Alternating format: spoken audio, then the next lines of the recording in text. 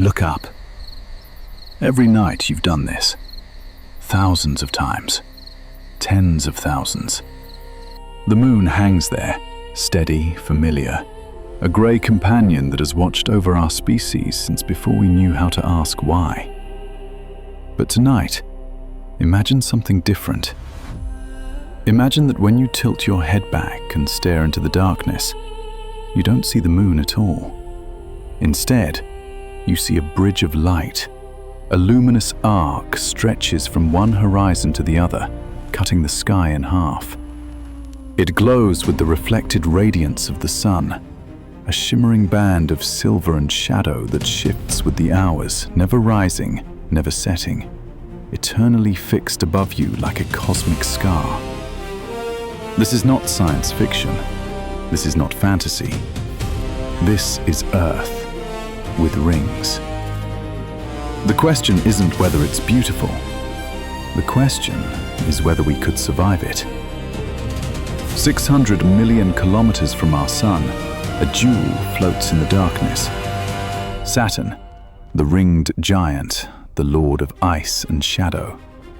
For 4 centuries, since Galileo first glimpsed those strange ears protruding from the planet's sides through his primitive telescope, humanity has gazed upon Saturn's rings with wonder.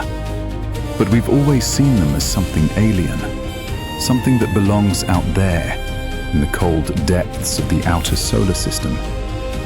What we didn't know, what we couldn't have known until very recently, is that Earth may have once worn rings of its own.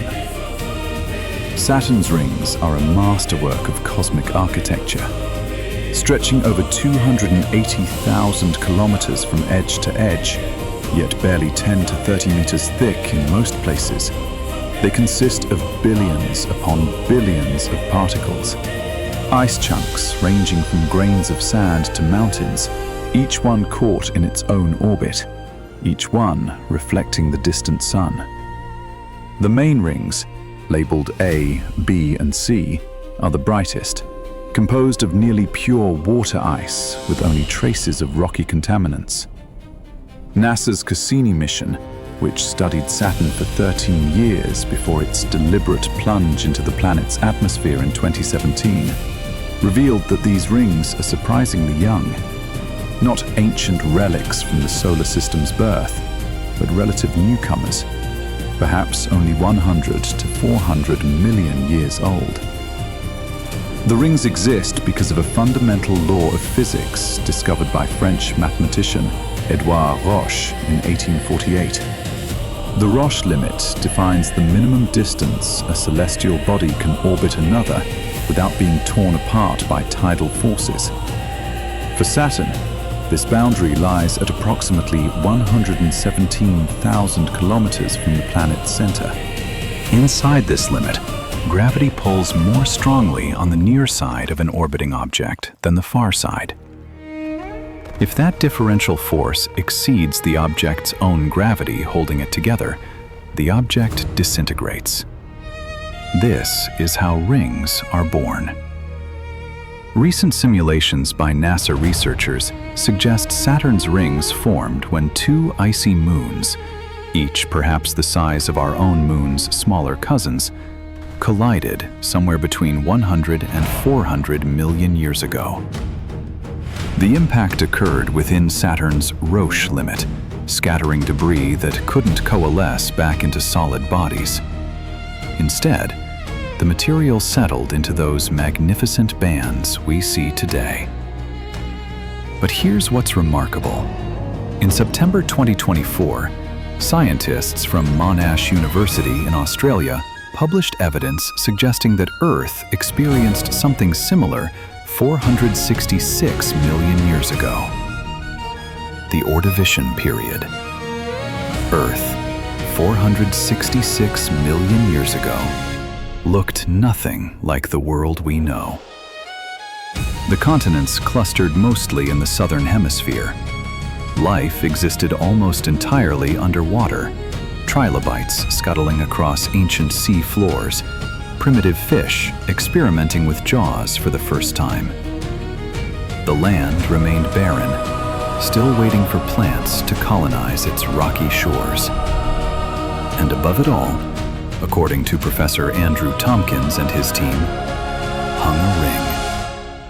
The evidence is subtle but compelling. When geologists examined limestone deposits from this period, they found something unusual. 21 impact craters, all dated to a 40 million year span, all located within 30 degrees of the ancient equator. This distribution defies probability. Normally, asteroid impacts occur randomly across a planet's surface. You can see this pattern clearly on the Moon and Mars. Yet 70% of Earth's continental crust lay outside this equatorial band. The odds of all 21 impacts randomly occurring so close to the equator? Approximately 1 in 25 million. Tompkins and his colleagues propose a different origin story. A large asteroid, perhaps 12 kilometers in diameter, wandered too close to Earth. As it crossed our planet's Roche limit, estimated at about 15,800 kilometers based on measurements of similar rubble pile asteroids, Earth's tidal forces began tearing it apart. The asteroid didn't strike our planet in one catastrophic blow. Instead, it fragmented, and the debris settled into orbit around Earth's equator, forming a ring. The geological record supports this hypothesis. Starting at precisely 476 million years ago, Earth's sedimentary rocks show a dramatic spike in L-chondrite material, fragments of a specific type of stony meteorite. These fragments appear worldwide, concentrated in limestone deposits that preserved them like fossils. The pattern suggests material slowly raining down from orbit over millions of years. Now imagine what such a ring would look like from Earth's surface. If Earth had rings like Saturn's, adjusted for our planet's composition and distance from the Sun, they would span approximately 9,800 kilometers from the planet's surface, extending outward to fill the Roche limit. Unlike Saturn's icy rings, Earth's rings would consist primarily of rock. We orbit too close to the Sun for ice to survive. Solar radiation would sublime frozen water away within geological moments. Instead, picture billions of stone fragments, ranging from pebbles to boulders the size of houses, each catching and reflecting sunlight. The view would depend entirely on your latitude. At the equator, in regions corresponding to modern Colombia, Ecuador, or parts of Africa, the rings would appear edge-on, a thin silver line rising straight up from the horizon, like a cosmic pillar connecting Earth to sky. As you traveled north or south, the perspective would shift. At temperate latitudes, where New York, Paris, or Tokyo now stand, the rings would arch overhead in a magnificent dome, a celestial bridge spanning from horizon to horizon. Near the poles, the rings would hug the horizon, appearing as a luminous band that never quite lifted into the sky. Day and night would transform. During daylight hours, the rings would reflect additional sunlight onto Earth's surface, creating unusual shadow patterns and brightening the sky in ways we've never experienced. At night, the rings would glow with reflected moonlight and sunlight, preventing true darkness from ever falling. Astronomers studying stars would face enormous challenges. The rings would scatter light, create constant sky glow, and make observations of distant galaxies nearly impossible. Our understanding of the cosmos might have developed very differently, or perhaps not at all. But the most profound effects would be climatic. Earth's axis tilts 23.5 degrees relative to its orbital plane. This tilt gives us seasons: summers when our hemisphere leans toward the sun, winters when it leans away. But with a ring system aligned along the equator, this tilt would create something unprecedented: a shadow. Picture it. Summer in the northern hemisphere. The sun climbs high and you'd expect warmth, growth, the flowering of life. But remember the rings. They circle the equator, and Earth's tilt means they would now cast their shadow onto the southern hemisphere, where winter already grips the land. That shadow would be enormous, a moving band of darkness thousands of kilometers wide, blocking sunlight that would otherwise warm the southern winter. The temperature drop would be severe. Research on the Ordovician ring hypothesis suggests the shadow effect could have triggered cooling of approximately 8 degrees Celsius globally. 8 degrees might not sound catastrophic, but consider the difference between our current climate and the last ice age, when glaciers covered much of North America and Europe, was only about 5 degrees Celsius. This cooling may have triggered the Hernantian icehouse, one of the most severe glaciation events in the last 500 million years of Earth's history. It occurred at the end of the Ordovician period, coinciding precisely with the time frame when Earth's hypothetical ring would have existed. During the Hernantian, average global temperatures plummeted. Ice sheets expanded across the southern continents. Sea levels dropped dramatically as water became locked in glaciers. And in the oceans, approximately 85% of all marine species went extinct, the second largest mass extinction event in Earth's known history. The ring wouldn't remain stable forever. Orbital mechanics and atmospheric drag would cause the debris to gradually spiral inward. Each particle on each orbit would encounter minute resistance from Earth's tenuous upper atmosphere. Over millions of years, this drag would decay their orbits, bringing them closer and closer to the planet's surface. Eventually, they would enter the atmosphere at meteoric speeds, burning up as bright streaks across the sky, exactly matching the pattern of equatorial impact craters we see in the geological record. The ring could have persisted for 20 to 40 million years, long enough to cast its shadow through multiple ice ages, long enough to reshape evolution, long enough to fundamentally alter the trajectory of life on Earth. Then, slowly, the shadow would lift. The ring material would rain down completely. The sun would shine unobstructed on the southern hemisphere once more. Temperatures would begin to climb back toward their pre-ring values, explaining the rapid warming period that followed the Hernantian. And Earth would return to being a world without rings. The evidence remains circumstantial but intriguing. Those 21 impact craters, the spike in meteorite material, the timing of the Hernantian glaciation. Each piece fits, but the ring itself left no direct trace we can point to and say, there, definitively, is proof. Science requires humility in the face of such questions. The hypothesis is plausible, well-reasoned, consistent with known physics.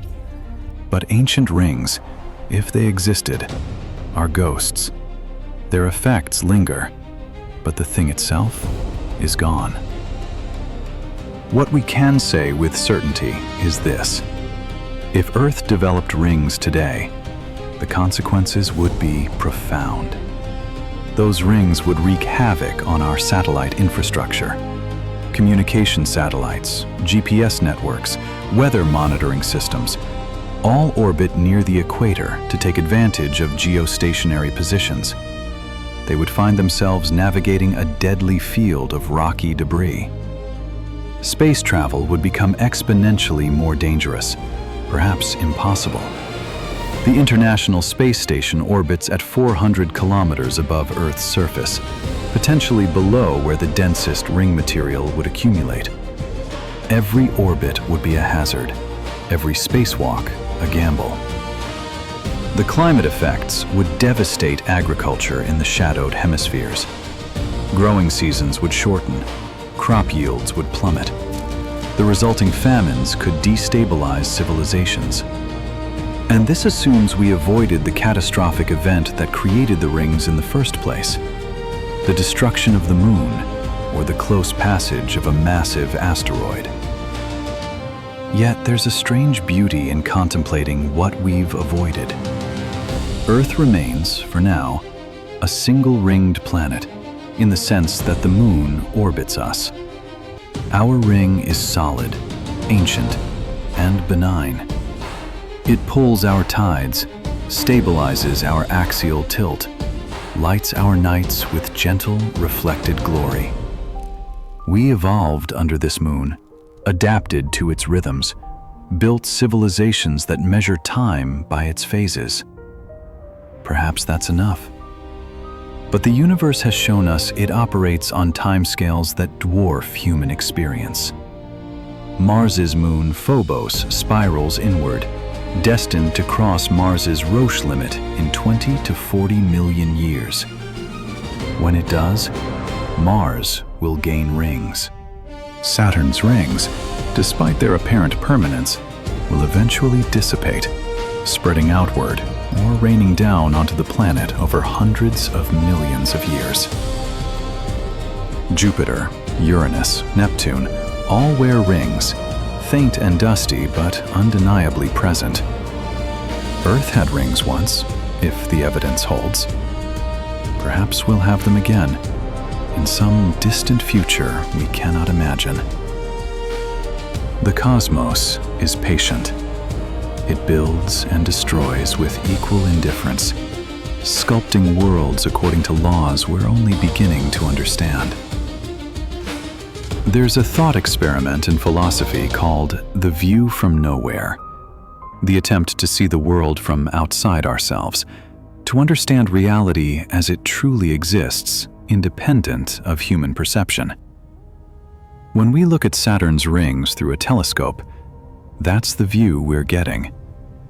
An alien beauty, magnificent and remote, something that has nothing to do with us. But what if those rings had been our own? What if, on every clear night throughout human history, people had looked up to see not a solitary moon, but a bridge of light connecting the horizons? Would our myths be different? Our sense of the cosmos? Would we feel more connected to the universe? Or more isolated, trapped beneath a permanent reminder that space is not empty, but filled with debris from ancient catastrophes? We'll never know. The Ordovician ring, if it existed, dissolved long before the first fish crawled onto land, long before dinosaurs, long before the mammals that would become us even existed as a possibility in the vast lottery of evolution. What remains is the knowledge that Earth is not static. Our world has worn many faces: ice-covered, ringless, ringed, temperate, hothouse. The planet we inhabit today is just one configuration in an infinite series of possible Earths.